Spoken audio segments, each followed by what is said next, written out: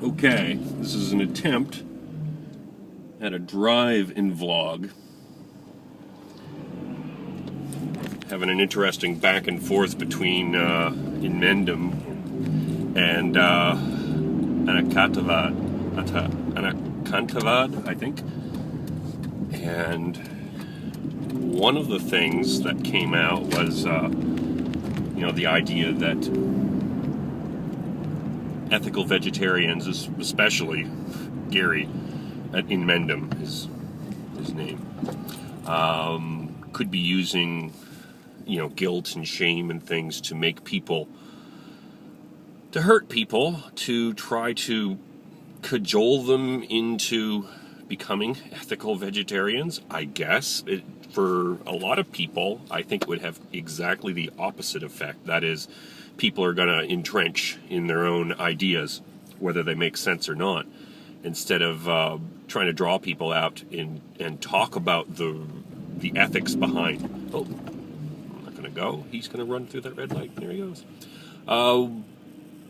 Instead of, having a dialectic sort of engagement and exchange ideas, too often I see ethical vegetarians, ethical vegans of the sort that inmendham is, really tearing into people and calling them all kinds of names and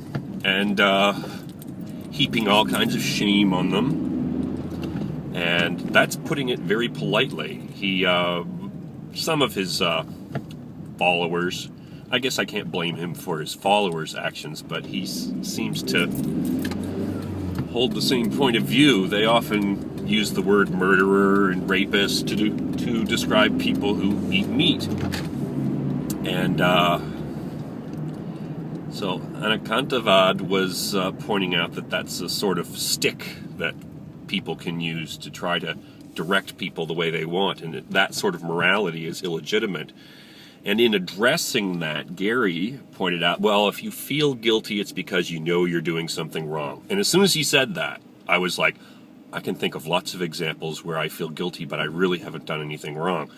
And then, I'm thinking of really far out examples, like for example, Native Americans were really screwed over. And I remember history class where we were talking about that, and there was Mi'kmaq Indians in the class, and I felt really uncomfortable because I was like, yeah, we really did benefit from that, and that was wrong. But I didn't do it, and I had really no interest in perpetuating it, but there it was, and I felt guilty about it.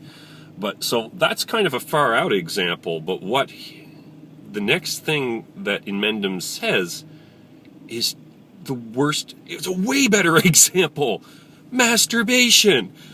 People feel guilty and shame over masturbation. Lots of people do. I did. I managed to get over it, thankfully. And there's really no good reason why you should feel guilty about exploring and enjoying your own body. But there it is. It's common as dirt. And I just could not imagine. Gary, he's not stupid. He isn't stupid. Of course, we disagree. Okay, good. We disagree in some areas, but I don't think he's dumb. But really, I can't see that as anything other than a misstep, and quite a major one, to suggest that he didn't apparently feel guilty about it, and so good on him for that. But a lot of people do, and if you talk to anyone who grew up in a religion where they were taught that was something you're not supposed to do, and I was taught that was something I was not supposed to do when I was a Christian, and it makes for this cycle of, because you try to be a good boy and not touch yourself for a while, and it just gets harder and harder and harder to do that, and eventually you break, and then you feel this terrible shame and this terrible pointless shame. So I'm just wondering why. It's really surprising that he couldn't have picked a worse example to support his position that people feel guilty about when they're told they're murderers and rapists, because they know that there's something to it, that they're right. That is, the ethical vegans that are waving their, your bad finger at them are right. And that's another issue, really. As I've said before, on the issue of eating meat, I think we ought to feel a bit guilty about what happens to animals and how they suffer. And I think that guilt should guide us, but not enslave us. And I think what happens with ethical vegans, they think, well, okay, I want to be good. So in order to be good, I have to stop doing this, enjoyable activity and stop exploiting animals. And then they think they're good. So they're all happy with themselves, and they get the gratifying experience of being able to wave the ethical finger at other people. But they can't escape the hypocrisy. If they do put any amount of thought into it, they can't escape the hypocrisy, because no one escapes making decisions that affect the welfare of animals. No one. I don't care how, the Jainists in India who go around with the face mask so they don't accidentally inhale a fly, or a soft brush to sweep the street and path in front of them in case they encountered some ants or something.